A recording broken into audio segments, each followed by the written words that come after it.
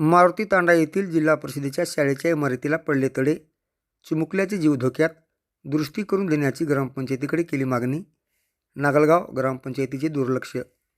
उदगीर तालुक्यातील नागलगाव येथील मारुती तांडा येथे असलेल्या जिल्हा परिषद प्राथमिक शाळेच्या इमारतीच्या भिंतीला व छताला तडे पडल्याने शाळेतील मुले जीव मुठी धरून शिक्षण घेत असल्याची परिस्थिती समोर आली आहे.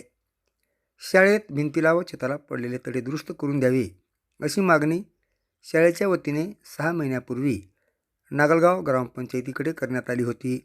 परंतु नागलगाव ग्रामपंचायतीने आजपर्यंत शाळेची दुरुस्ती केली नाही.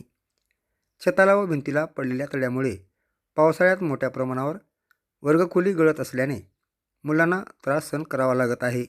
त्याचबरोबर इमारतीला पडलेल्या तड्यामुळे मुलांना जीव मुठी धरून शिक्षण घ्यावे लागत आहे.